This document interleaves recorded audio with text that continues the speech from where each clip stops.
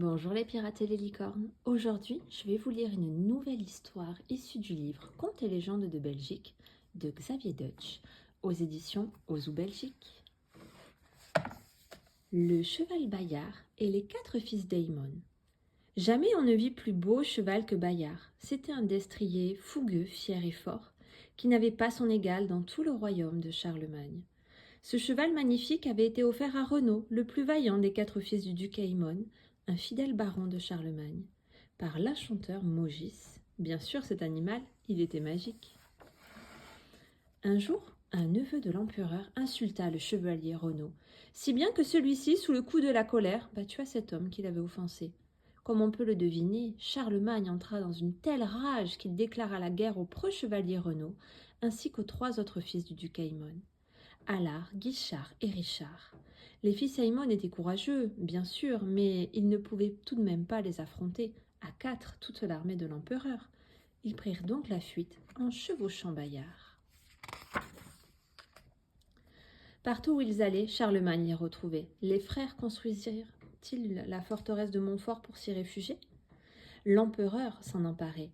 S'enfonçait-il dans les forêts de l'Ardenne? Charlemagne les traquait encore. Ils allèrent ainsi jusqu'en Gascogne afin de combattre les Sarrasins aux côtés de leur ami le Royaume. Que se passait-il alors? Charlemagne accourait encore enfin de les châtier. C'était que la rancune était tenace à cette époque. Mais partout en tout lieu et sur les champs de toutes les batailles, les frères chevauchaient Bayard. Ils montaient tous les 4 sur le dos de ce formidable destrier qui les amenait avec un merveilleux courage. Enfin, tout de même, les nobles finirent par convaincre l'empereur que les 4 frères ne méritaient pas un tel sort, et qu'ils n'avaient pas été suffisamment punis de la mort du neveu. Alors Charlemagne accepta de faire la paix, mais il eut des exigences terribles, cruelles, pour prix de son pardon. Renaud devait partir en pèlerinage à Jérusalem, et Bayard devait être tué, noyé dans la Meuse, avec une énorme pierre attachée au cou. Ah, Charlemagne, ne savait-il donc pas quel cheval était Bayard? À peine l'animal eut-il eu cette corde autour du cou, que d'un coup de sabot, il brisa la pierre et s'enfuit. Puissant, léger, il galope encore sur la vieille terre d'Ardenne, bien triste de ne plus porter les 4 frères sur son large dos. Si vous ne le croyez pas, allez donc voir à Dinan le célèbre rocher Bayard, cette falaise que le cheval fracassa d'un coup de sabot ou en sautant par-dessus.